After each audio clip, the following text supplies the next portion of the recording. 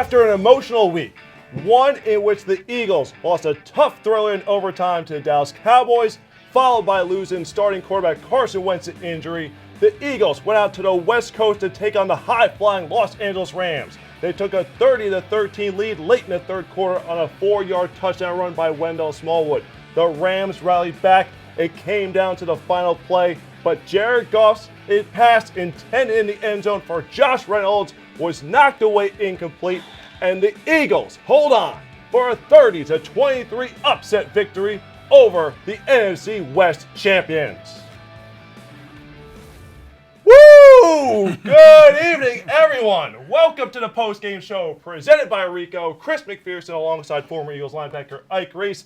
Yes, the Eagles had a 17-point lead, and we've seen this happen a couple times this season where they allow the opposition to come back, but that would not be the case. I'm going to get my Jalen Mills finger swag out tonight here as the Eagles are able to hold on. Comes down to the final play, Jared Goff going to the end zone, and thank goodness to have Avonte Maddox back in the lineup, had an interception, was covering Josh Reynolds on that final play, and Nick Foles does the job on offense. The offense looking crisp, looked smooth, able to move the ball methodically throughout the course of the game, came up with key third down conversion when needed.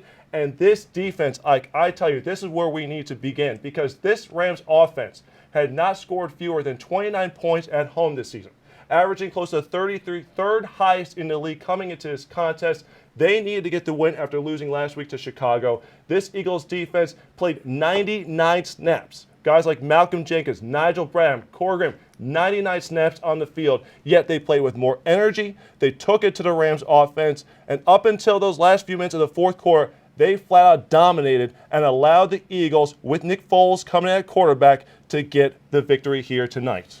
Yeah, just an impressive win by this team tonight, Chris. I mean, the defense, you got to start on that side of the football. Definitely a tough task coming into this game, coming off the game, the hard-fought game, leaving everything on the field last week versus the Cowboys, to be able to come out and play against this Rams offense. You mentioned the type of explosiveness they've displayed on their home field throughout the season, for the Eagles to come in here and basically hold them to 23 points and really kept them under wraps all game long. I thought they had this offense, the Rams offense, really on their heels all game. Great job, great game plan from Jim Schwartz with his game plan tonight to really force Jared Goff in this offense to throw everything underneath. The Rams live off the play action pass, big play over the top. You wouldn't even have known Brandon Cooks played in this game tonight. They weren't able to get him the ball over the top. Eagles defense forcing Jared Goff in this offense to throw everything underneath. I know Todd Gurley got a couple touchdowns, but pretty much they held Todd Gurley in check all game. This game, I just thought the defense did a nice job. You look there, 82 yards rushing for this Rams offense, going up against arguably the best running back in all of football in Todd Gurley. Really did a number on the Eagles last year in this football game. Great job by them this year, really being able to contain and control him and really put everything on Jared Goff and his arm.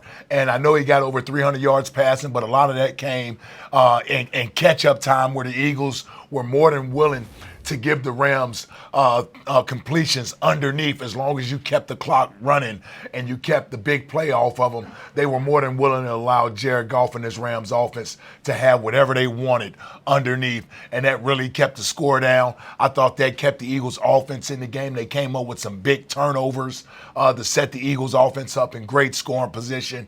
When you look at this game, it's a great all-around effort from all three phases. Special teams coming up late with a big fumble cause to really give the Eagles some more time to run off the clock and force the Rams to really use the rest of their timeouts right before that last drive of the game. And then the offense, you mentioned it, just a balanced attack tonight. I thought they played at ease. Nick Foles coming in, really providing a calming presence over this offense. It's a great way to describe it. I think he allows for Doug to simplify the offense, and it allows everyone else to just do their jobs, and he's just going to do his job. When you have a talent such as Carson Wentz, who's able to do so much, sometimes it puts you in a quandary as a coach because you want to do so much because you know he has that ability.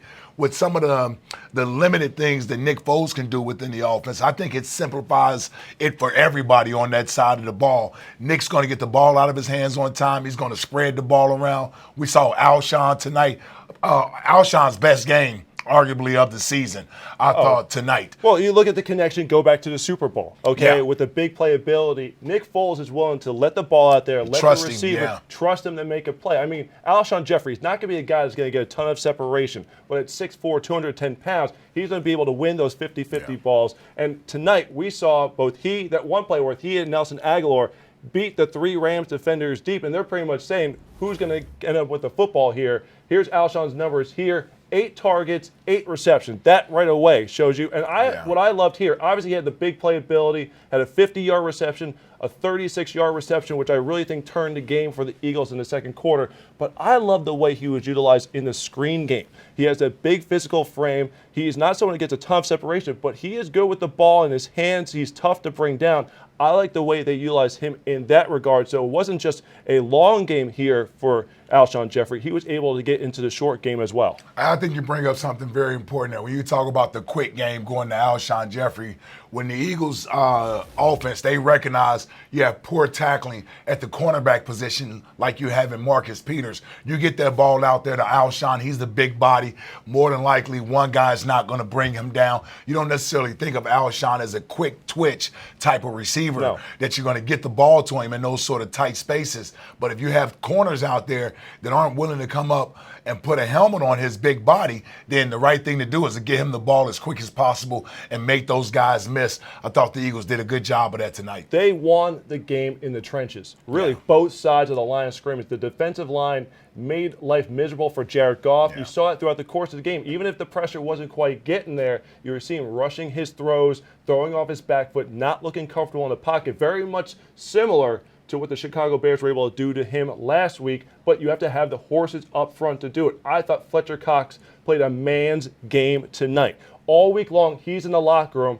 What do you think of Aaron Donald? Aaron Donald this, Aaron Donald that. Fletcher Cox got sick and tired of it and said, look, I have been probably the second most disruptive defensive tackle outside, in the game this season. Outside of Aaron Donald, I'm probably the preeminent guy, okay? Yeah. I don't want to hear this. We need to get this win. I'm going to carry this defense and help lead the way here. He was getting double teamed throughout the course of the night. There were times where he was using one hand to shove blockers out of the way here. All right, 3 tackles. There are a lot of plays. He was drawing holding penalties, a lot of stuff that's not necessarily going to show up in the stat sheet, but still had a sack, was consistently disruptive. Jim Schwartz relying heavily on the 4-man rush, all right, to be able to get to Jared Goff because you're without Sidney Jones, so you're down to Rasul Douglas and Cravion LeBlanc, Devontae Bosby rolling in there. Avonte Max come up huge with some quality snaps for you tonight. You know you're undermanned in the secondary. They only had 5 DBs active tonight. That's all you have, okay? And the Rams like to play 11 personnel, 3 receivers pretty much all of the time, so they're going to try to make you as thin as possible there on the outside.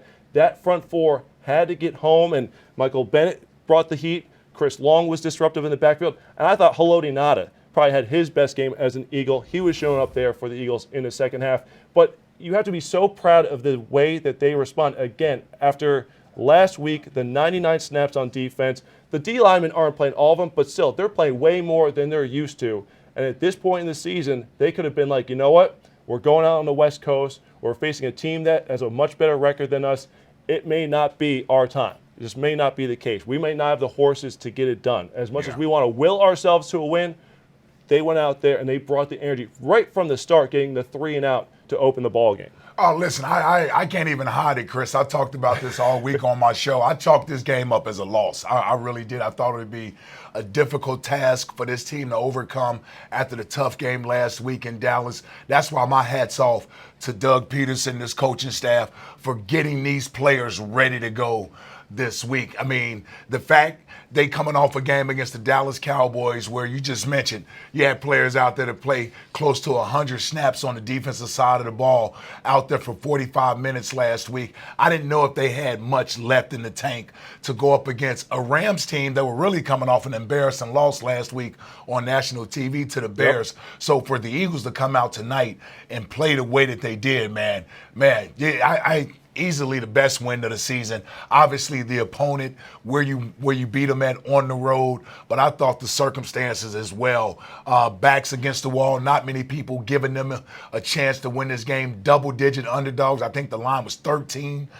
They were underdogs by going in this game and really dominated this game. This wasn't a fluky win where you say the Eagles snuck out of here with a win. No, they dominated this game against the Rams. Just really the best game of the season for the Eagles. This is the urgency we've waited for. Yeah. Week after week, you keep saying, all right, the season's on the line. It's a must-win game. Are we going to see the team step up and play that championship caliber of football that they're able to?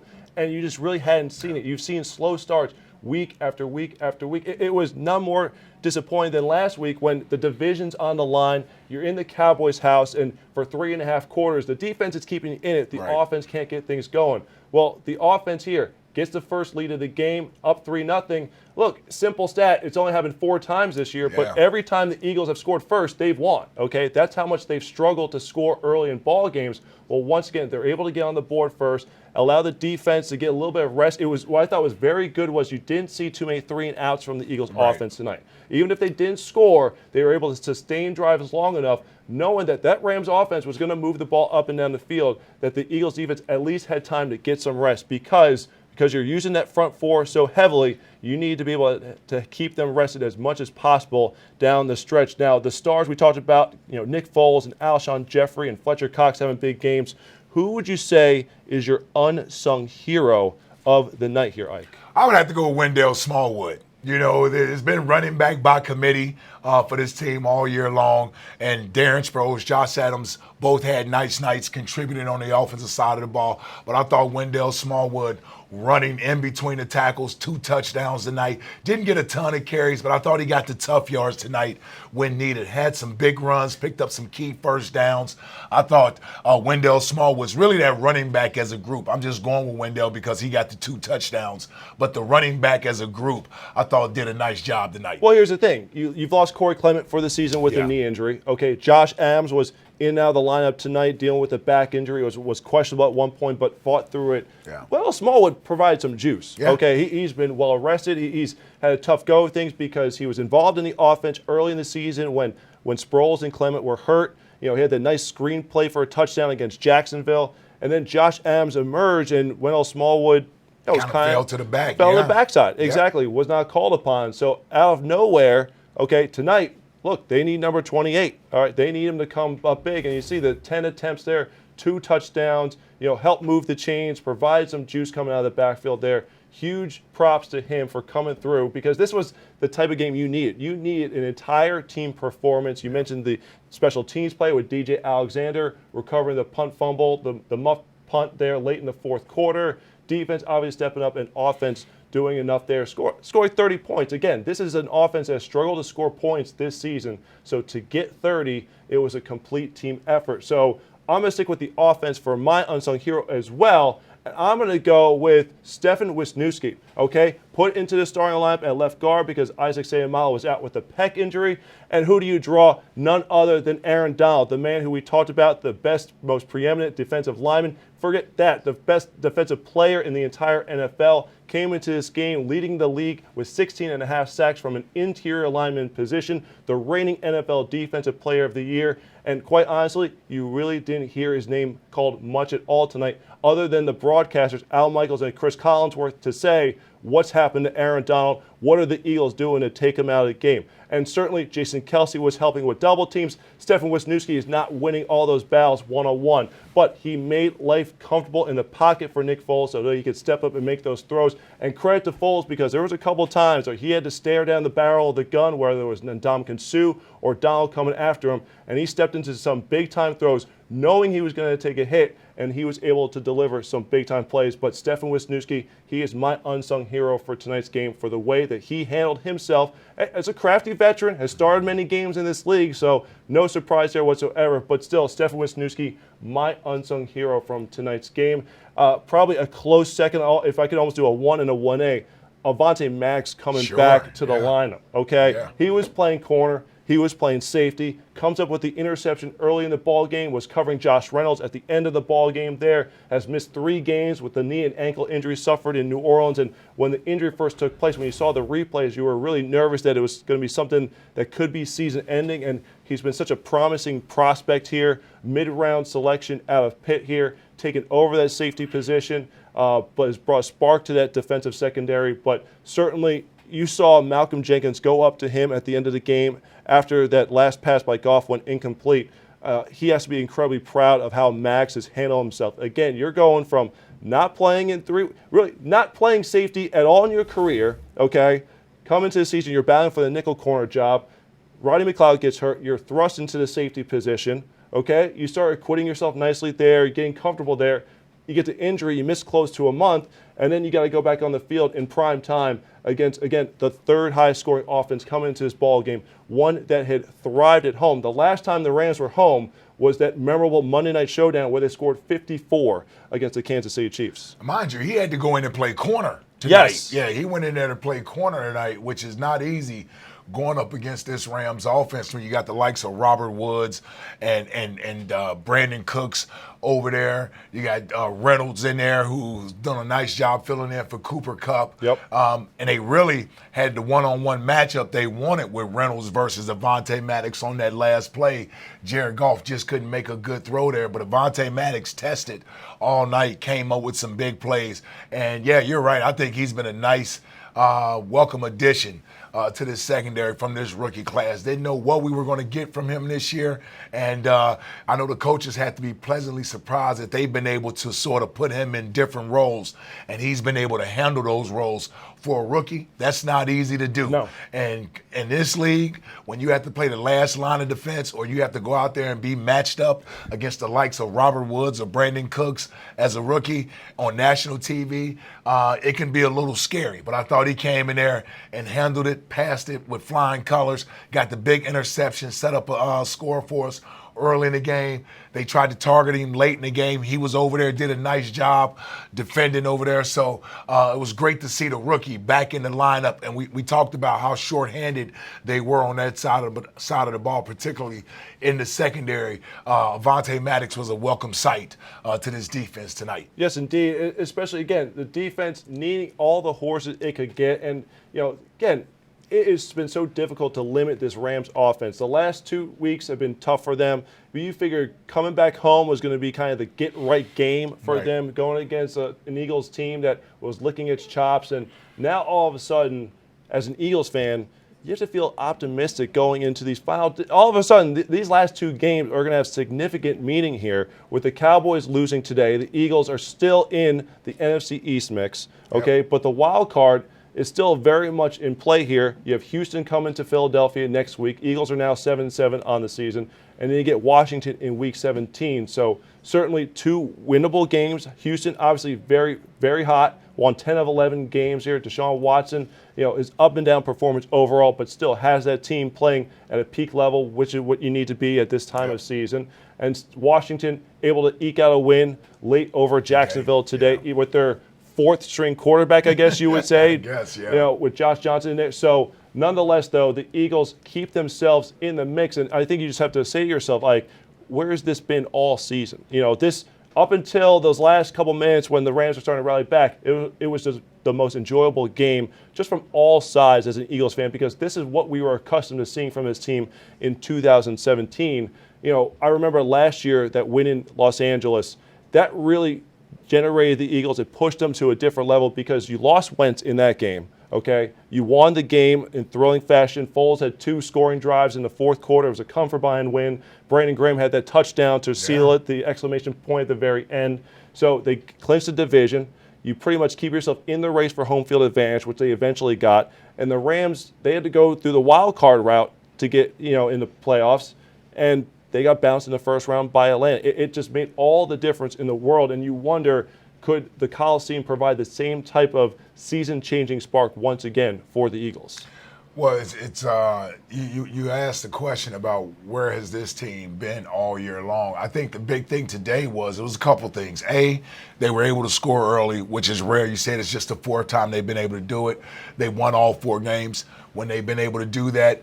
but also they didn't shoot themselves in the foot early in the game. And I think that's what they've done mostly this season in these games where they haven't been able to put 4 quarters of good football together, is that they haven't been able to get out of their own way early in games, whether it be penalties, whether it be turnovers early in the game on the offensive side of the ball. Their offense just hasn't been able to get going most of the season early in the game. The defense, for the most part, typically comes out and plays well early. They just have a hard time being able to hold on.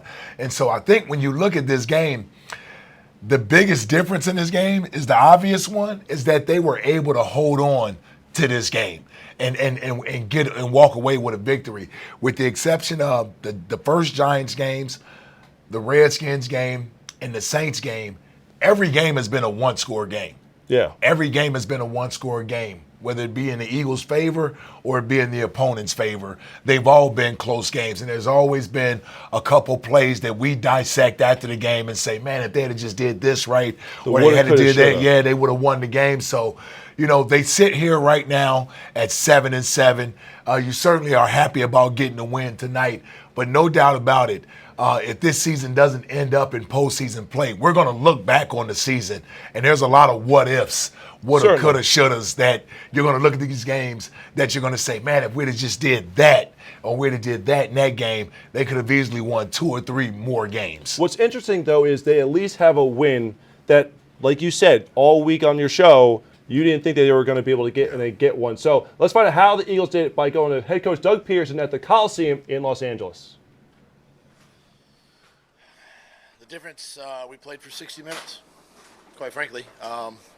We finished the football game like we expect to do each week, and great all around in all 3 phases. What was the difference between why was Nick be able to hook up with Alshon Jeffrey more downfield? Did you guys see something that like good tackle? I mean, we thought coming in that there was going to be some opportunity. This Ram defense is extremely potent. They got some talent. They got some rushers up front, and what opens things up is the ability to run the football, I think. And in the first half, we had some success doing that, even in the third quarter, and it just opened up a few down the field throws that we were able to capitalize on and made some nice plays. What did you notice about how the players responded to the full start? I thought that it was positive. Just kind of getting back into a rhythm, with him, and it's been a while since week 2 of the season that they played together, but they had a lot of confidence, a lot of trust in him, and it showed tonight. Doug, winning out here is not so easy, and especially with all the injuries, the way the season has gone for you. How proud are you of your players, of your team to come in here, pull it out, keep things alive for you guys with a few weeks to go? That's just what I told them in the locker room. Just how proud I was, the way they continue to fight, how they block out the outside noise and just focus on the group. And it's a tremendous team win tonight against a great football team. And our backs were against the wall, and our guys came out and came out aggressively, and we're fortunate enough to be going away with a win and move on to the next one. Avonte Maddox played basically his 3rd position of the season. How much have you guys learned about him this year and his talent overall? Yeah, Avonte's he's a really good player for us, and it was good to get him back out there this week. And he's a smart guy to play multiple positions and do the things that he's been capable of doing. I think is just a credit to him. But he trusts his coaches. He trusts the scheme on defense, and puts himself in a position to make plays, and that's what he's done. He's done a nice job.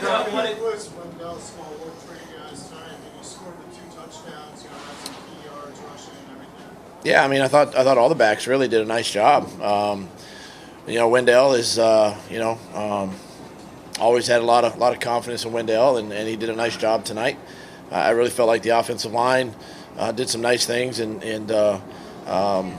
kind of controlling the line of scrimmage at times and opening up, a few of those gaps in those lanes, and he just hit it hard and did a nice job. Doug, what was your plan to build the game plan for Nick, and how much did you kind of dust off some of the concepts that you used during that playoff run last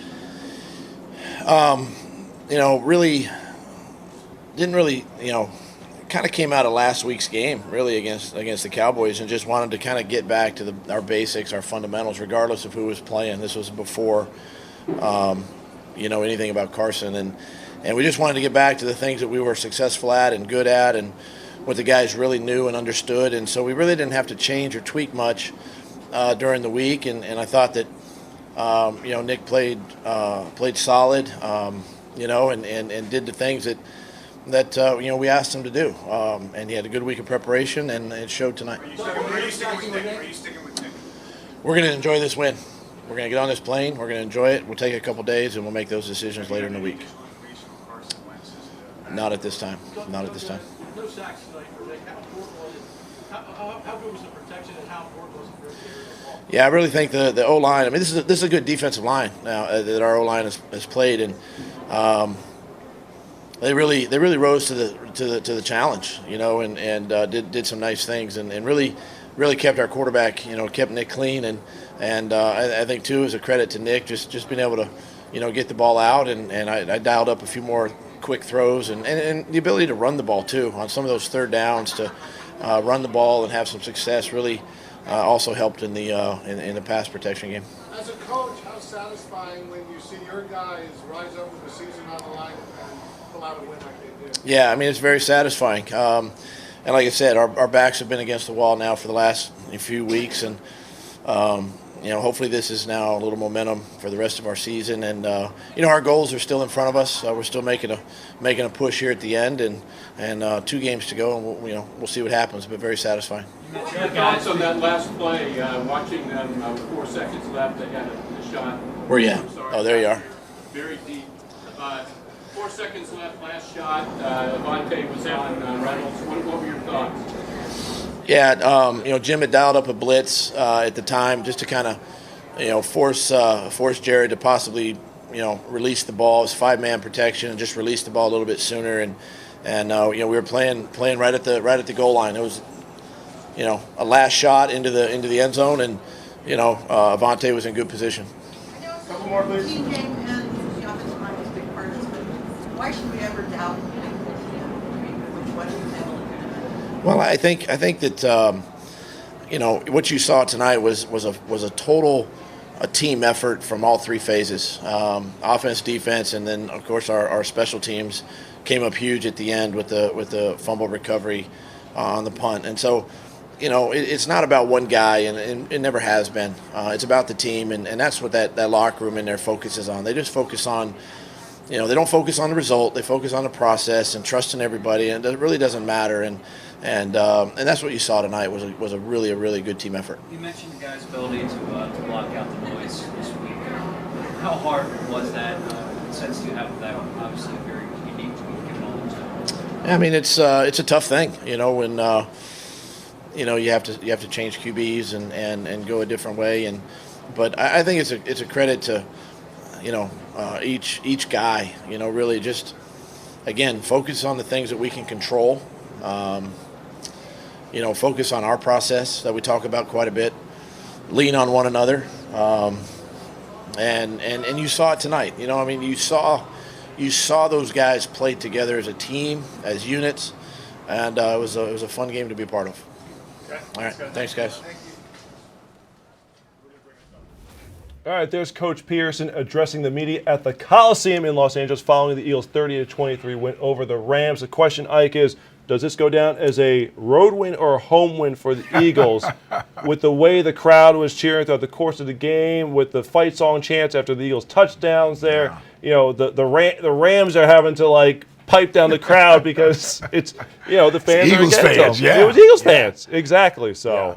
Shout out to our fans that do what they do when they go on the road, which is take over opposing team stadiums. If you don't have the Foles chant, Yeah. they were able to dust off the Foles chant there. Yeah, tonight, if you don't have a packed house stadium full of your fans, when you play the Eagles, our fans are going to come in and we're going to be heard. And in a city like Los Angeles, where they don't really have a true home fan base, just like last year, our fans went out there and took over.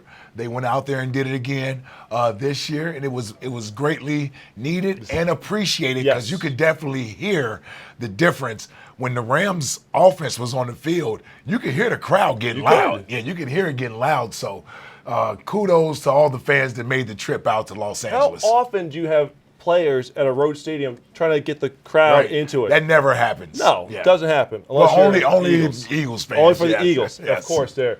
One interesting thing, many interesting things from Doug. We'll touch on them throughout the course of the show here, but throughout the course of the week, the big storyline was Carson Wentz and Nick Foles, who was going to play, and the players were asked ad nauseum about how as Nick looked, what's going on with Carson, as it's been bothering him for a while, and the players got to a point where they're like, look, Nick won a Super Bowl last year. Right. He was the MVP. We know what he can do. He's played games this season. We're focusing on trying to beat the Rams. Like, we understand to the outside that this season's over. Okay, they were 6-7, probably not going to win a division. Wild card, it could be a long shot. But the players were like, we're focused on a huge game, a task at hand, and they were able to see it out to completion. That I thought was quite remarkable, because it's one thing for the guys in the locker room to be saying it, but to go out there and show it and show that you believe, what the coach is preaching to you, I think is a totally different thing. And it just shows the maturity that this team has to be able to overcome the adversity that it has this year and still put that type of effort and to be able to get that type of win on the road. Well, I tell you, Chris, I'm old enough to remember Nick Foles leading his team to a Super Bowl victory in February. That didn't happen that long ago. So a lot of these players were on this team last year when Nick Foles was able to come in for Carson Wentz right around this same time of the year and lead this team to his first ever Super Bowl victory. So I can understand the players from their standpoint looking at it like, listen, we know what Nick Foles can do. He just did it last year. This is not a big deal to us. We played with Nick Foles early in the season. They were able to go 1-1 with him. They pretty much practiced with him all offseason as Carson Wentz was rehabbing. So I don't think to the players this was any big deal. They look at Nick Foles, I believe, as a starting caliber quarterback, which a lot of us look at Nick Foles as you look at the amount of starts under his belt, you see the big games that he's played in and that he's won. He's still arguably the best backup quarterback in all of football without a problem. So when Nick Foles has to go in there for Carson Wentz, this offense typically doesn't miss a beat. Now, do they run different plays? Sure they do. Certainly. Because there's things that Nick likes to run that Carson doesn't particularly run. And so from an offensive personnel standpoint, they don't look at it as if they need to make some sort of big changes, right? Other than maybe the offensive line, because Carson can sort of move around a little bit back there in the pocket. For an offensive line, they kind of know Nick is going to be where he's supposed to be at. But for the receivers, the tight ends, the running backs, no big changes need to be made, other than the fact that a guy like Alshon Jeffries can say, well, I know he's going to throw me the ball whether I'm covered or not, because he's going to give me a chance to go up and make a play. And so I know Alshon had to be happy to see Nick back in there, because they built some chemistry late last year. Alshon wasn't healthy early in the season when Nick played in the first two games, and we hadn't seen a whole lot of Alshon over the last month or so. So it was good to see Alshon still making big plays. And I know Nick feels comfortable putting that ball up there to that big body, because Alshon is the type of receiver, he's not going to let his quarterback down. He's going to go up there and at least fight for the ball. If he's not going to catch it, no one's going to catch it. You mentioned the offensive line and the protection that Nick Foles had tonight. One of the people key to that was Lane Johnson. We're going to hear from him as well as the quarterback in just a little bit here. But, it's very interesting from the standpoint of, you mentioned Alshon Jeffrey and the offensive players getting involved. It seemed like it was a more diversified offense, because it was for most of the season, very Zach Ertz-centric, and he was the guy making the plays for you, okay? That's the big thing. But tonight, you're getting guys like Wendell Smallwood stepping up and making plays. You're getting Dallas Goedert, continuing to be more involved in the offense. Golden Tate, having a couple, key catches there for the offense. It's the biggest thing is this offense has been at its best. We've seen it this year with Carson, and we see it here with Nick when you spread the ball around. That's the biggest thing right there. Yeah, and whoever's playing quarterback is going to have to learn how. All right, we have a special press conference. Malcolm Jenkins now addressing the media at the Coliseum. All phases of the game contributed all the way up into the end. It was, we needed every single play that we made to win on the road against a really good team. And we had a lot of fun doing it. I think the energy, even last week, even though we didn't get the result we wanted, we had a lot of fun and competed and did what we needed to do to give ourselves a chance. And this way, and this time we got the result we wanted. How quick did you get that sweat out? and a lot of you obviously were counting you guys out and stuff. How do you guys support that? Well, I think, at the end of the day, it starts with the leadership on the team. Just kind of, putting our foot in the ground and just saying we're going to make a stand. At the end of the day, if we want to continue to play and we want our dreams to continue, we got to go take it. And so that's why you see the ski mask. That's why you see the renewed enthusiasm, because we got the mentality that we got to go steal whatever it is that we want if we want to continue. And it's not going to be easy, and then nobody asked it to be. We're fine with doing something special and extraordinary, but that's just going to take it, 1 week at a time, keep competing and keep having fun. For a team that has struggled this season, has had a lot of injuries, for you to come in here when a lot of people probably didn't think you guys could do. Not a lot of people, everybody. But go ahead. Okay. But for you guys to do it, where the Rams haven't lost, how proud are you of this team to fight through with all the injuries, especially in the second? I mean, very proud. We've been hit with adversity all year, even to start out the season all the way through now. And we just found a way to continue to fight, plug guys in, to trust in each other, to adjust. And that's been our mantra, all year, even last year. And so that doesn't change, regardless of who we have on the field. And so we'll continue to grow. I think we've seen a lot of those young players who've been, playing more significant roles because the injuries grow today. And so we'll continue to, our process. We'll get back, we'll watch the tape, try to improve on the things that we didn't do well, and get ready to go compete against another good team. You mentioned the ski mask. What's the significance of that, and what do you guys do with it? Like I said, man, where we are right now, if we want to continue to play, we got to go take it. And so for us, it's kind of that season where we're going to go steal everything we got, whether it's the ball, whether it's the game, our chance to go play in the postseason, we got to go take it. And so that's kind of what that ski mask is doing. And, for us, I think it's bringing back that energy, having fun. Guys are enthusiastic about, contributing. And there's so many different people, making plays. It's right on time. Who came up with that idea? I believe it was Jalen Mills. Yeah. It's not your side of the ball, but having Nick in there, you guys seem to rally around him. Was that the case this week? No, he's a Super Bowl MVP. We don't have to rally around Nick. We trust fully that Nick can go in there and compete and command the offense. And, had a hell of a game today. Put the ball up to our playmakers. Guys were making big plays for him. And it's exciting to watch. And all of a sudden, those things on our offense gets rolling. And as a team, we play better. And so, Nick's performance today was obviously a huge part in why we got a W. Was there any eeriness to kind of seeing back in the Coliseum, Nick back under center? It is ironic, but we got a lot less wins this time around coming into the game. But we knew it was going to be one of those games where it wasn't going to be a blowout. This is a great team, a lot of great players. They're on the roll this year. We knew we'd have to fight, the entire game. And even the momentum that we got early in the game, we needed every bit of that, obviously, coming down to the end. But, it definitely feels good to put it all together and come to a place on the road against a quality team and come out with a win. What stood out about the final drive there, and in particular the last play when you sent a blitz? I think that the biggest thing was there were like 2 or 3 huge tackles that kept them in bounds. And so we talk about situational football. Those are things we talk about all the time. And sometimes you worry about with younger players, especially that we have in the secondary. But guys made some really good tackles on either sideline to keep that clock running, to give us that opportunity to then rush the passer, and play the end zone basically on one last shot to the end zone. It's pretty obvious. Show a lot of pride in Avante. Mm-hmm. What's behind that? I know the situation that he's in, and I know it's not easy, and we're putting a lot on his shoulders as a young guy, as a rookie. Come in, you're drafted as a corner, then move to safety, and you're learning all of it. And we're not just spoon-feeding them. We're giving them the whole defense, making them make calls. Somebody gets hurt, he has to go into the nickel with no preparation throughout the week. This week, didn't even know if he was going to play. Then he's at corner. He hadn't played corner all year. And he's making plays that's making differences in our season.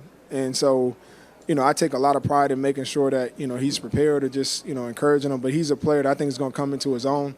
He's explosive. He's made a ton of plays this year. It's fun to watch, quite frankly. You set the tone in that locker room last year.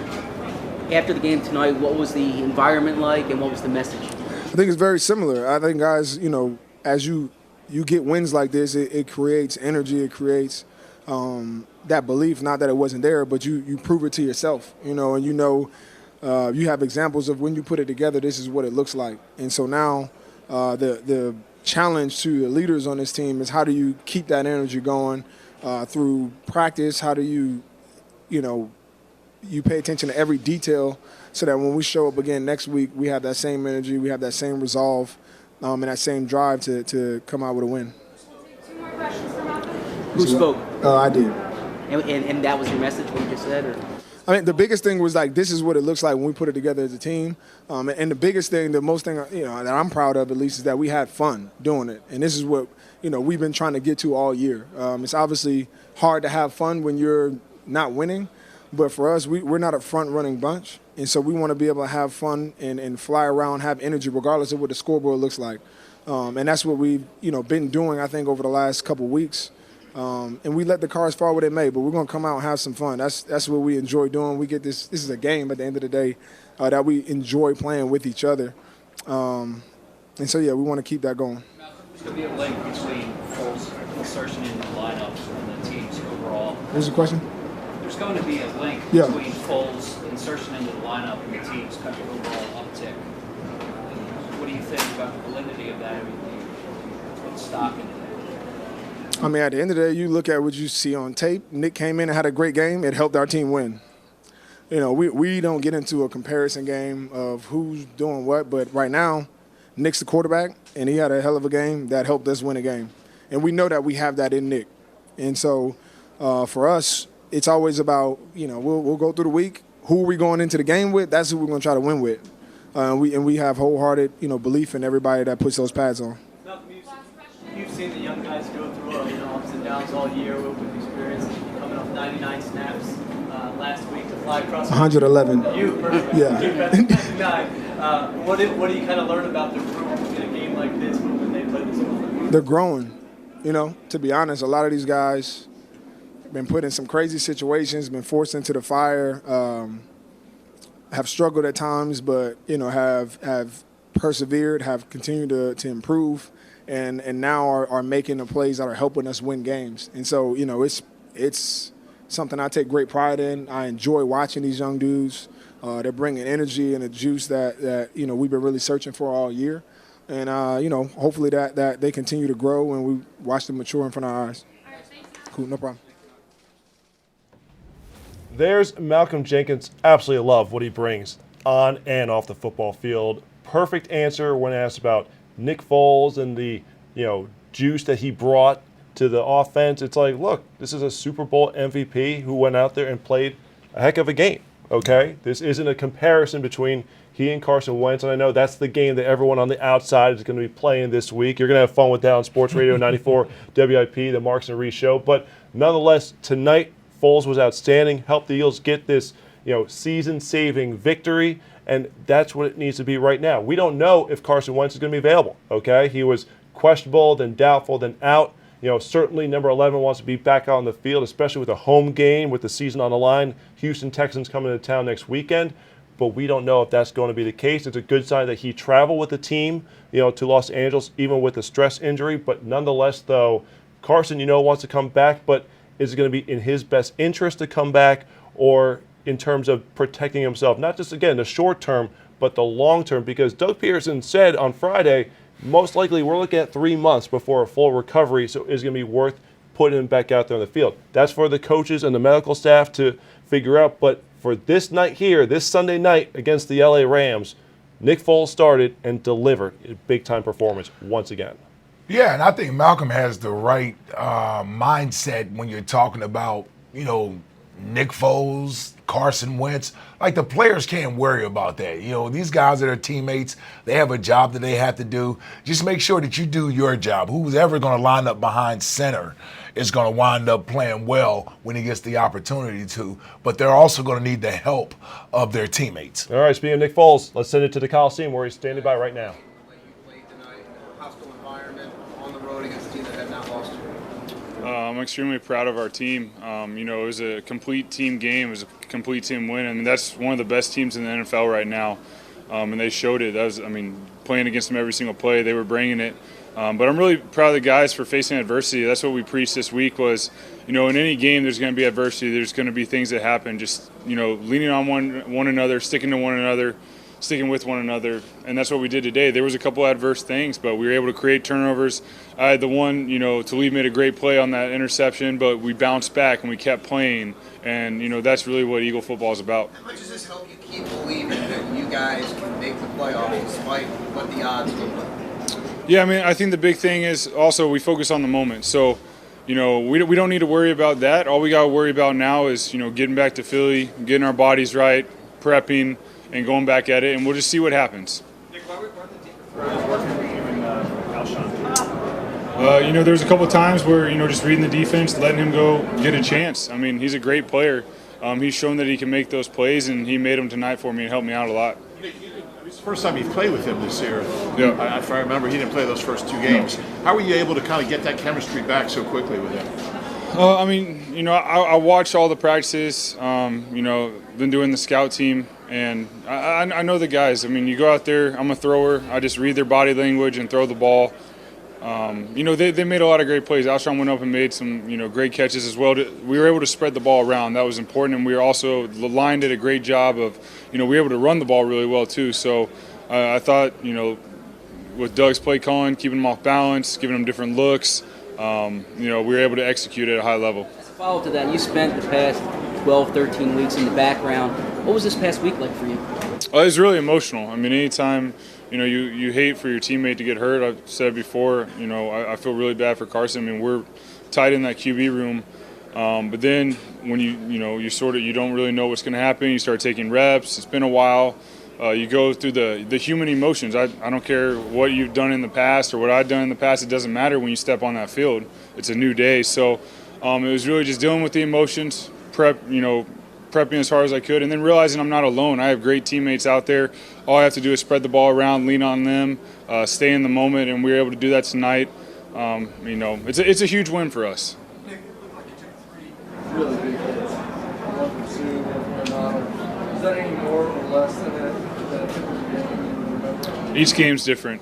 Sometimes you get a bunch of little hits, sometimes you don't get hit much, and there are a couple big ones. Today was they got a couple good licks on me, but I'm perfectly fine. How did you grow as far as learning how to stay engaged? Like Zach said, you hadn't played in 12 weeks. And kind of going out there and still getting better even if you're not playing. Yeah, I mean, my role has been different the last 12 weeks, with the scout team and then just helping guys in the locker room or whatever it may be.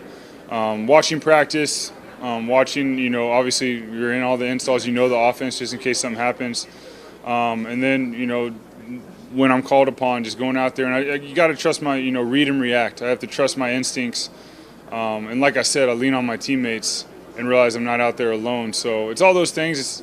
There's a lot going on in the head, but I was able to simplify it, and that's the key. Is, when things are going on in your head and there's a lot, you tend not to play that well. The thing was simplify what's going on in my head and just play fast. Is there an eeriness at all to the fact that you took over the same field that you took over last season? I know that's going to be the story, but no, it's a new year, it's a new team, different situation. At the end of the day, I always talk about staying in the moment. Tomorrow will take care of itself, and we're going to enjoy this. This was a great team win. Just seeing the excitement in the locker room, it's been a crazy year, and we're going to keep fighting, we're going to keep working, and we're going to keep growing. Do you have a special feeling about this place? Do you have a special feeling about the Coliseum, what happened in college? Have you ever lost here? I lost my senior year. We came back we were down by quite a bit. Unfortunately, we lost, but my sophomore year, we were able to upset USC here, so that was a good memory. How much do you thrive being the guy that saves the day like you did today? How do you thrive? What do you thrive? I don't really thrive on it. It's just sort of the way things have fallen. Once again, it's not about me. I have great teammates, great organization, great coaches, and we were able to rally together.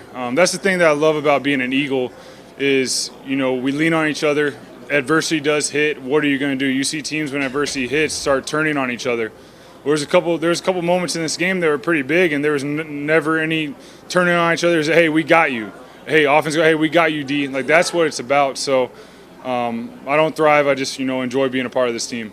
This is our first. On the 50-yard pass to Alshon, what were you kind of seeing on that play? And have you ever seen a play like that where you had 2 guys behind their defense? I'm pretty sure I was seeing Ndamukong Suh, and then just hoping that Alshon was where he was going to be. So I had a quick reaction. I was able to see the safety sort of void and just let it rip. It was hard to see much. I just let Alshon go make a play. That was the key.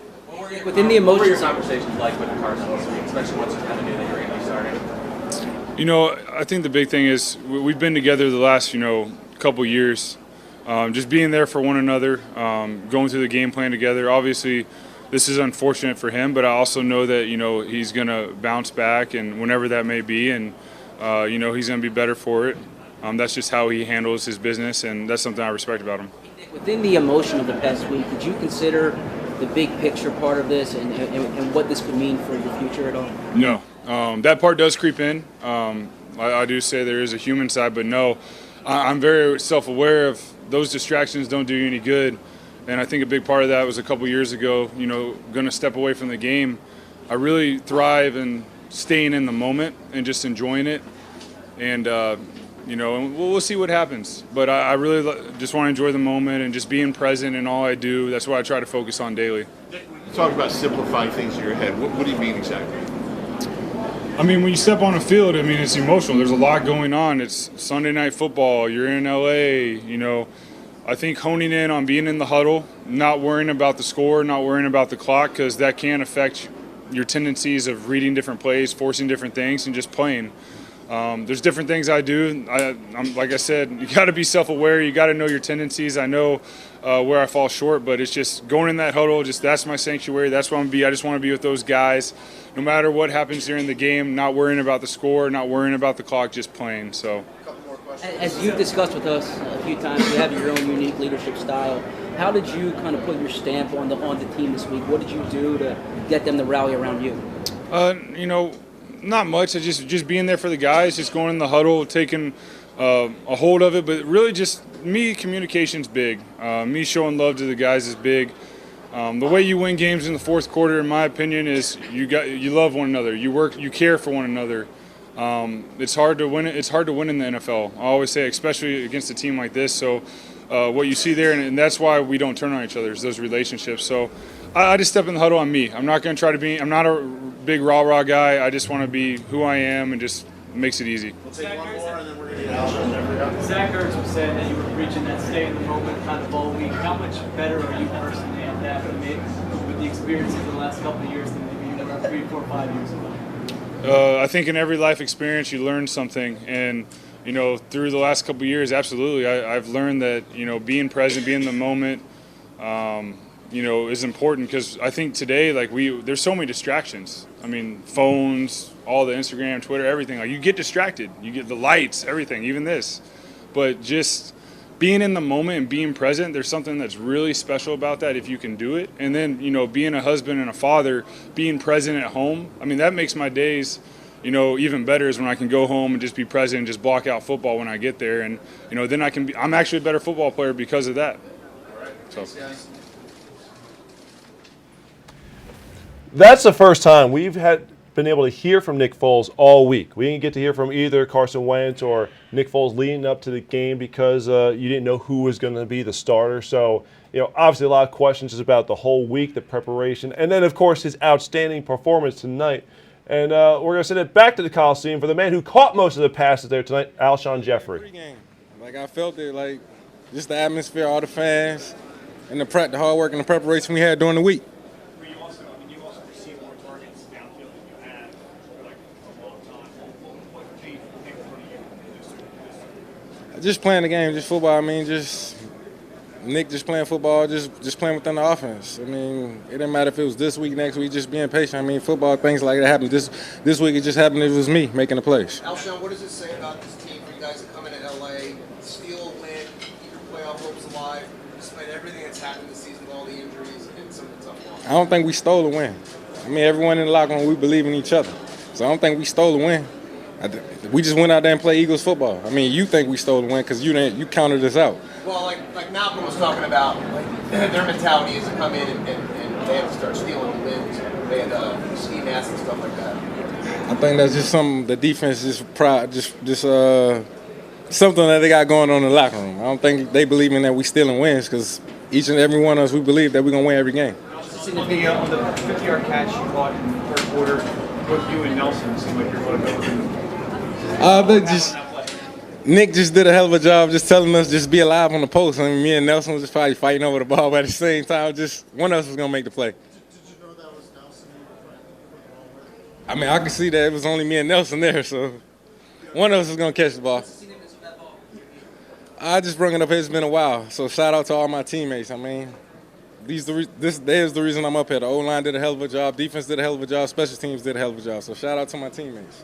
You and Nick haven't played together yet this year. How are you able to kind of recreate that chemistry?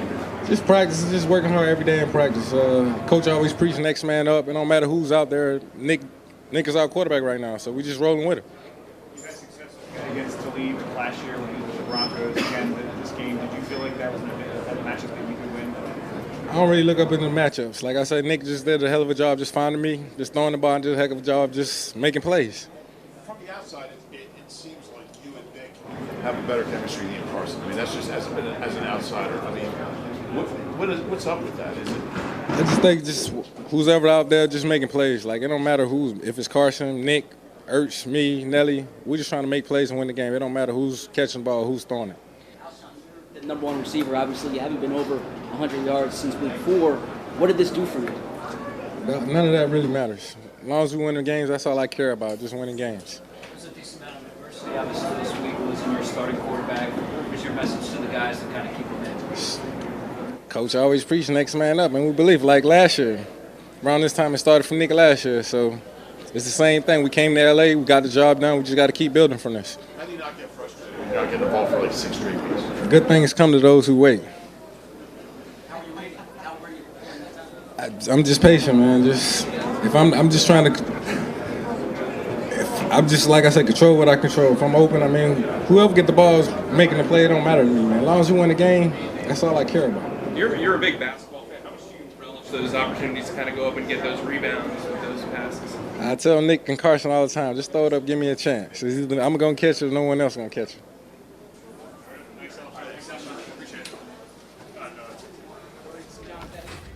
Alshon didn't know he was going to be in the postgame press conference, obviously.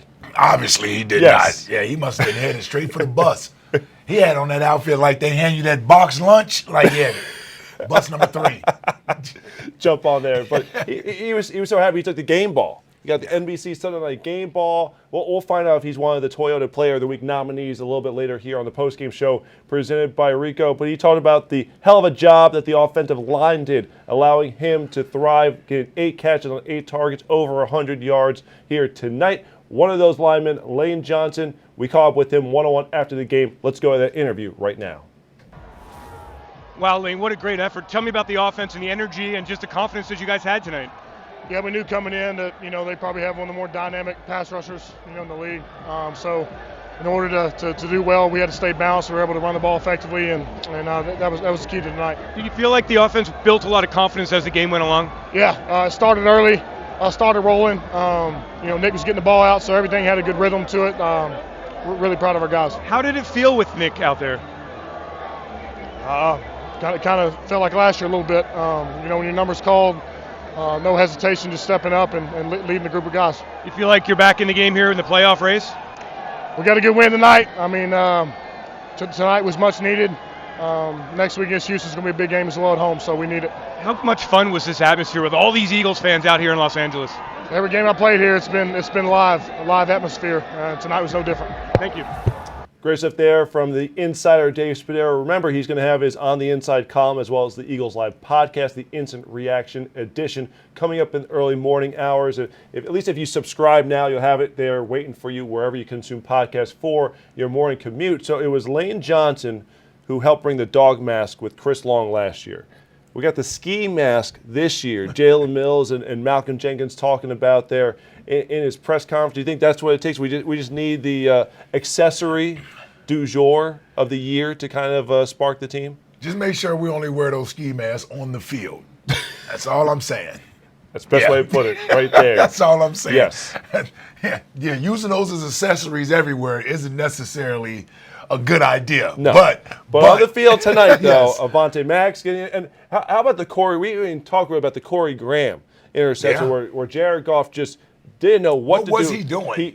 He tripped. It was a 3rd and 1. Okay, he tripped over the lineman, and I guess in a desperation attempt to make a play, just flipped the ball up, and Corey Graham was the lucky recipient who was right there, and you almost thought it was just could be escorted right into the end zone there. And that was a huge play. You talked about it being 3rd and 1. I mean, if the Rams pick up that first down there, who knows if they're able to extend that drive and then go put points on the board. But the fact that not only did the Eagles stop them there, they got the turnover. And not only did they get the turnover there, they put themselves in scoring position. So that was a great job right there by the defense. Corey Graham, just a bonehead play. Jared Goff here, you can't make this play. You know, you made a bad play worse by doing that. And then it's fortunate for the Eagles, like I said, set the Eagles up in scoring position. Just another one of those big plays by this defense tonight, a timely big play. So Wendell Smallwood took advantage, scored his 2nd touchdown of the night, an 8-yard score there after that Graham interception. We caught up with Wendell Smallwood after the game. Let's check out that interview right now. All right, Wendell, it had been a while here since you really got involved in the offense. Getting into the rhythm, it didn't take you long at all to do it. Yeah, I was pretty much comfortable out there. I knew what their defense was going to do. We knew they had a tough defense. We knew we had to run the ball against these guys. A lot of people have been running the ball good, so we just came out and took advantage. How about for you near the goal line in that thirst that you had to get into the end zone? I was just determined to get in. I seen the hole, and I'm like, I'm not going to let nothing stop me. I'm going to get us in this end zone. We've embraced the red zone challenge. We know we got to score to win these type games, and that's what we did tonight. Nick Foles at quarterback seemed like a lot of energy out on the field. Yeah, always. He brings that energy. We're confident in him. We don't look down when he comes in the game. He just picks us up, and he balls out every time. So he didn't surprise us today. How big is this win, Wendell? It's huge. It's huge. It's a confidence booster. And the team that we beat, this ain't no lottery team. We give them credit. They play hard. They've been beating people up all year, and we came out and we were the underdogs, and we came out and showed people we could beat anybody. Underdogs again. I like that. Yes, sir. Thank you. That's got to be such a challenge for a young player, even though he's in his 3rd season, still a young guy with not too much experience. For someone who, for a couple weeks, you're involved in the offense, you're heavily involved in the game plan, so you're mentally focused, and you know that you're going to get some touches each and every week. Then all of a sudden you have a few weeks where you're kind of left off to the side. You're seeing Josh Adams step up. Corey Clement was getting healthy, and you're biding your time. Maybe you'll get a snap here or two on special teams, but by and large, you're not as involved. You're not a focal part of the game plan anymore. What is that like then, all of a sudden, to come here tonight in a must-win game to deliver 2 touchdowns, and with Josh Adams being a little nicked up here, to be the go-to guy for the rushing game tonight? Was huge, and it shows you why Wendell Smallwood has value on this team. And you mentioned he's been in the league, 3? This is his 3rd year? Yep. 3rd year in the league. And the way that you survive in this league when you're not necessarily the quote-unquote starter at your particular position is being ready when your number is called. I played 9 years in this league as a backup linebacker. I had to play all 3 linebacker positions. And it didn't matter whether or not I got the reps that week in practice. I needed to be ready from a mental standpoint whenever my number was going to be called in case one of those starters went down. And Wendell Smallwood has shown throughout this season, more so than the previous 2 in his career, that whenever his number is called, he's ready to go. And I really have been proud of him this year because I know he's fighting to get that opportunity to show what he can do in this league. And it's not always the opportunities that he hopes he's going to get, but when those opportunities do present itself, I think he's answered the call every time this year. Yes. And most of those opportunities have come in the middle of a game where he may not have expected to be the focal point of the running game at that time. And much like tonight, I guarantee you he didn't expect to get the amount of carries he got tonight. But you mentioned Josh Adams getting banged up, so he has to go in. They rely on him for the tough yards in between the tackles. He's able to get 2 touchdowns. He's going to play a long time in this league, being prepared, being a professional, being ready when your number is called. Great point. And taking advantage of it. Listen, we all would like to be the guy, but we all want to have a career in this league. And the way you establish a career in this league is being ready when your number is called. And I think Wendell has been that way for this team all year long this year. Really a forgotten man last year with the amount of running backs that we had, and really didn't know what his role was going to be this year. But like I said, whenever he's been called upon to shoulder the load, he's done a nice job. Well, he was on the bubble. Yeah. All throughout training camp and preseason, he was right there on that roster bubble, and you were kind of debating whether or not they would even keep him on a final 53-man roster, and he earned a spot, and thankfully he did get that spot because the Eagles have been able to rely upon him throughout the course of the year, and it's got to be so mentally tough. You know, like you talked about, 1 week you're the guy, next week you don't know if you're going to be involved or not, and at a moment's notice, really, he came into the game late against Dallas. Yeah. Okay, and had some key. He had the one key carry down by the goal line. I know Doug Pearson was like, why was Smallwood getting touches there? Well, Corey Clement was out. Yeah. He's the guy in that situation. He's the backup, so he had to be ready. And, you know, with the week of practice, knowing that it was going to be primarily a 3-man rotation with Clement being placed on injured reserve, he stepped up and answered the bell tonight. So he scores 2 touchdowns, and I could only imagine what those touchdowns must have sounded like. Coming from the broadcast booth, Sports Radio 94 WIP, Merrill Reese and Mike Quick. Let's listen to the sounds of the game through our Merrill Camp feature, including the game-winning call, Jared Goff's incomplete pass where Avonte Maddox had the coverage on wide receiver Josh Reynolds. 51-yard attempt. Johnston the holder. The kick is away. It's got plenty of distance, and it is good, and the Eagles take the lead. Rams leading 7-3. Eagles try to tighten it to a point. This is roughly the length of an extra point. Maybe 1 yard more. It'll be spotted at the 24. 34-yard attempt for Elliott. Spotted, kicked up, and it is good. We have a 1-point game. Rams lead. Goff lines them up. 3 receivers left. Tight end out to the far side of the field. Back again goes Goff. He steps up. He is hit. They've sacked him at 25. Give this one to Fletcher Cox. He apparently is alive and very well. Yeah, they needed him to come back into the game, and he comes back in, and he makes his mark. An opportunity for them to keep moving closer. Fletcher Cox knocks them back. Foles is back. Foles looking, stepping up. He is going deep, and it is caught down across the 35. Running with it is Jeffrey down to the 25. What a great catch! What a great catch by Alshon Jeffrey. And there is the 2-minute warning at the score. The Rams 10, the Eagles 6. Adams in. Foles in the gun on first down. The give is to Adams. Pushes forward. He's in the end zone. Eagles take the lead. Just a straight inside zone run and excellent blocking off of that left side. And Josh Adams, the rookie, just powers in right behind that left side of the offensive line. What a nice job. Zach Ertz gets a really good block here as well. You know, Mike, listening to the crowd, I think there are a lot of Eagles fans here. You didn't know? Boy, you can hear it. You didn't know that already? I knew there were last year. On first down, it goes inside. Smallwood up the middle. He's in! Smallwood spins into the end zone for the touchdown. What a great job of blocking up front. They just knocked the Rams off of the football, create that space, and look how quickly Wendell Smallwood gets to the second level. This is a 40-yard attempt. Ball is spotted. The kick is away. And the kick is good! 3 for 3. Under center. Goff. Gurley behind him. Does he go to Gurley on a power play? Goff takes the snap. He trips. He goes down. He gives it. It's fumbled into the arms of the Eagles. And running with the football is Graham. And Graham is down to the 13. Smallwood to the left of Foles. Foles gives it to Smallwood. Up the middle it goes. He's in. Touchdown. His second of the night. Again, the offensive line blowing that Rams defense off of the football. So now it's going to be up to number 1, the special teams, and number 2, the defense. Backing up is Natson.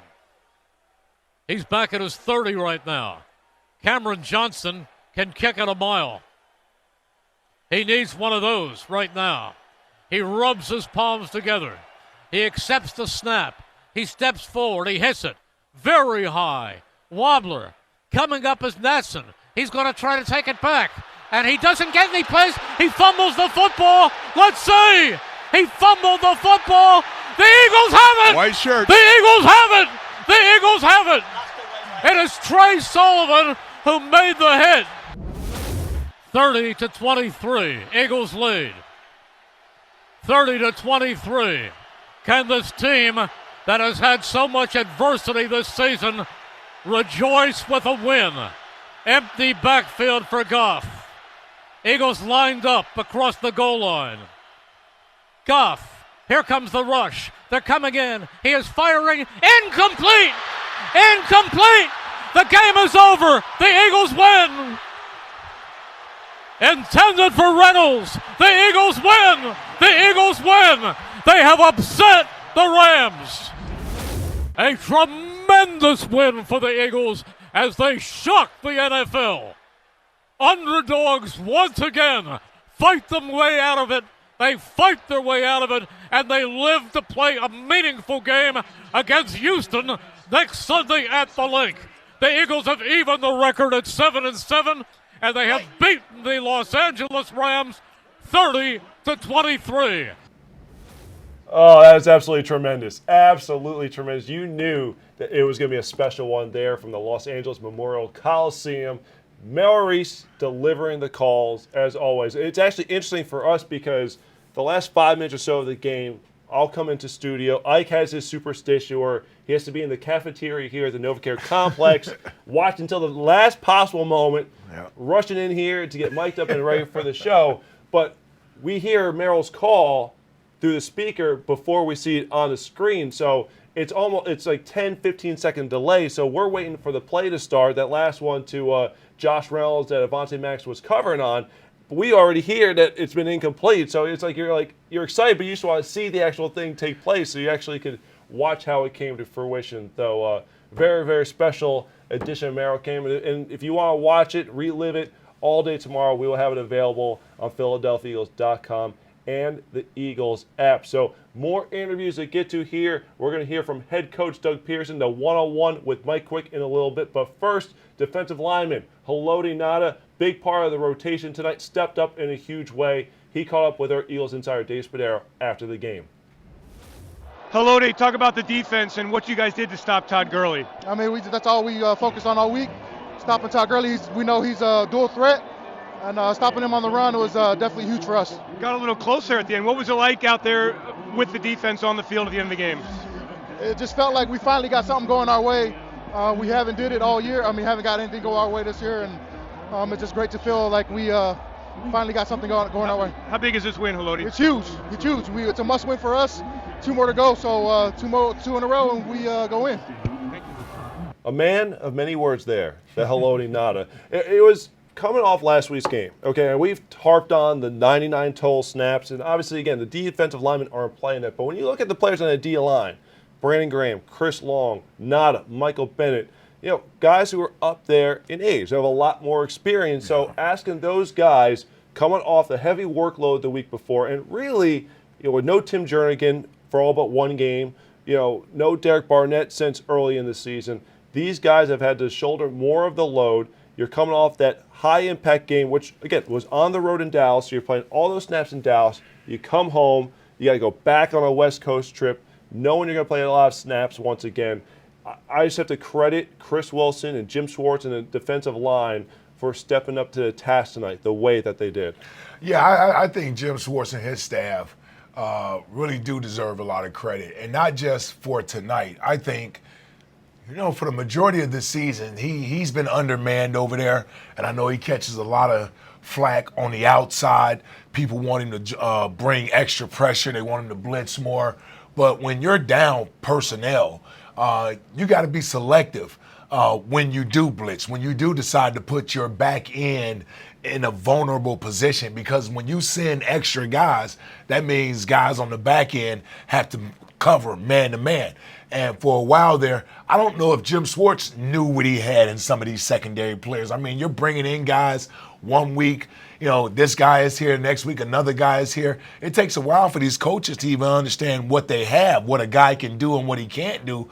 At the same time, he's trying to put together a game plan to stop some of the game's most lethal offensive weapons week to week. And like I said earlier, I think this defense has kept us in games just about every week. Yes. I mean, with the exception of the Saints game, I think the defense has showed up pretty much every week, and they've been undermanned for the most part all year long. So this week was no different.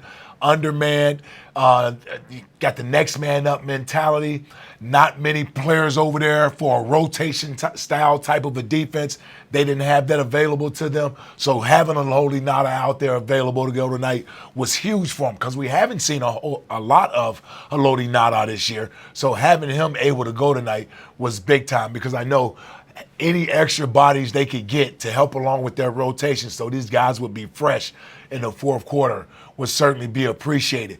And I think another thing people don't understand when they talk about this defense late in games, I just mentioned keeping guys fresh, the rotational players. Well, when you're down men on all three levels, secondary, linebackers, and your defensive front, it's hard to have the rotation that you're accustomed to. And that was really the strength of this defense last year. It was in the numbers. It was because we had so many players playing on that side. We went 8 deep along the defensive line. No player playing more than 400 snaps. I mean, over 8 players playing 400 snaps last year led the league. That was the calling card of this defense, and they really haven't had that at their disposal. And Jim Schwartz has really had to mix and match, put this thing together with glue and patches the best that he can. And I think he's done an admirable job. He doesn't get enough credit for at least giving this team a fighting chance every week. While the offense has sputtered in the first half to get off to a good start, the defense has kept us in games they typically have just worn down late in games, and tonight they were able to hold on. That's the thing, is you compare this to last year. The turnovers, the takeaways are different. Yeah. Not as many as last year, but they got a couple tonight. Yep. Certainly aided in the Eagles' cause, getting them the win. And you mentioned the ability to finish. They were playing with the bigger leads throughout the course of the game last season. Mm-hmm. Now, of course, that doesn't excuse the losses to Carolina and Tennessee when you had big leads and weren't able to finish. And I think a lot of people said, are we going down this road again tonight after they had the big we got lead? Nervous. Yeah. You know, and look, Sunday Night Football, the broadcast, they were ready. Here's the Eagles' struggles this season in closing out games. So, but outside of that, this defense has pretty much played at the same level as a year ago. It's the offense that has not been able to get off to fast start. This was an offense that was great in producing points in the first quarter, got some tonight, and look what happened. You're playing with the lead for most of the game. The Eagles never trailed in the second half. That's rare. Okay? The Eagles did not trail this game in the second half. It was 13-13 at halftime after Zerline kicked the late field goal as time expired, but the Eagles jumped on them in the second half and opened up a big lead, and they were able to hold on for the 30-23 victory. Okay? It doesn't matter at the end how it comes to fruition. The bottom line is the Eagles found a way to get to 7-7 on the season. And the man responsible doing the head coaching job, Doug Peterson, after the game, he talked with Eagles Hall of Fame wide receiver Mike Quick, as well as NBC Sports Philly's John Clark. Let's go to that interview right now. All right, joining us now, the head coach, Doug Peterson. And I know you don't pay attention to Vegas and what the odds are on games, but you were 13-point underdogs, largest Super Bowl underdog the next year in 23 years. And you came here and you really shocked the world. A lot of people didn't give you a chance. This team believed. How did you get them to believe with all the injuries? I just think it's a credit to that locker room. You know, each guy really took it upon himself this week. It starts in practice. I talk about practice a lot, but it really does. And we win games like this on how we prepare. And I give a lot of credit to the players and the coaches, really, for really having our guys well prepared. And I can think back when I was in the Super Bowl against the Denver Broncos, where we were the heavy favorite and got beat by the Broncos in the Super Bowl. So, you know, I've been there, and these guys they don't listen to that, you know. And I don't know if you could probably ask any one of those guys, they probably wouldn't even know the spread, quite frankly. And and they just played together, played with a lot of passion tonight, and it was good to see. Doug, was there anything that you saw about the build-up this week that would lead you to believe that they were going to come out and play the way they did against the Rams? You know, I just think it's, again, the way they attack each day in practice. You know, I know we had some adversity with the quarterback and making the change and you know, a different guy in the huddle, but this guy started our season too, you know, for the first 2 weeks. So guys were comfortable with Nick in there and the defense. I mean, they practiced all week against a high-octane, high-powered, very fast-tempo offense, and they really handled a lot of the moving parts extremely well, and it's just a credit on how they prepared. You had great balance with the running game, stuck with it, and you won the time of possession, so you keep their offense off the field. How do you think it got, of course, the offensive line comfortable with the running game, but also Nick, getting him settled in, and then it opens up some other things downfield? Well, I think that's just something as a play caller, I have to trust the run game. I got to trust the offensive line, and I felt like for the most part, you know, I was able to do that, but then the guys really took it upon themselves to execute and, you know, did a great job. And that just kind of settles your quarterback in. And, you know, a lot of the RPO, a lot of the play action game can come off of that and had some opportunity down the field. Alshon had a tremendous game, you know, catching the ball down the field. And just, you know, I think you just saw just a team effort. The guys just playing together and having a lot of fun out there. Speaking of that team effort, talk about the complement. You got some turnovers. You got good special team play, you got good defensive play. Talk about how each phase complemented the other phase of the team. You know, it's what we've talked about all season long. When you can generate turnovers, your offense can capitalize and they can score and score points. And we did that tonight. You know, we had Avonte Maddox had a huge pick. Of course, we had the biggest turnover all at the end of the game. And then we had the other interception, so the ball was kind of bouncing around, and our defense got that ball too. So, I mean, that's what happens when you can create those turnovers. And I thought our defensive line just got after the Rams. And listen, that's a good team, and give them a lot of credit. They're going to go a long way. And again, just a great team effort. A lot of people in the offseason said, "Hey, maybe trade Nick Foles for something." This is exactly why you kept him here and wanted him here, right? That's exactly right. You know, you get to moments like this, and you have a veteran backup, and really, you know, you can just kind of put last year, you know, behind us, and just focus on this year, and having a veteran player who can come in and under adverse situation that he did, and just lead this football team. I mean, it's a credit to him, obviously, and I think really to for the rest of the team to really rally around him and support him as well. Go and enjoy this win. We will. Can I ask you one question, though? Yeah. Who's your starting quarterback next week? I'll let you know later in the week.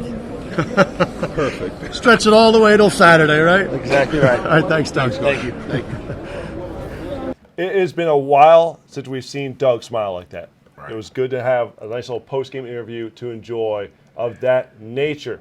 All right, so what we're going to do now is if you are watching us on Facebook or Twitter, we've still got more show to go, people, okay? It's almost 1 o'clock in the morning on the East Coast. We're going to keep things rolling. It's going to be breakfast here on the Postgame Show presented by Ricoh, okay? I used to go to the cafeteria, going to get some coffee, fry some eggs. I'll take it, yeah. Nonetheless, though, we're going to take our first commercial break. We've gone almost 90 minutes without a commercial to this point, so we're going to take a quick break. On the other side, we're going to go inside the film room and explain how the Eagles pulled off some of the biggest plays to get the win tonight in our Ricoh review. Fran Duffy and Greg Cosell, they've been champing at the bit to get into the show here after this big win. So if you want to follow the rest of the show, come on over to PhiladelphiaEagles.com or the app. We will see you all on the other side.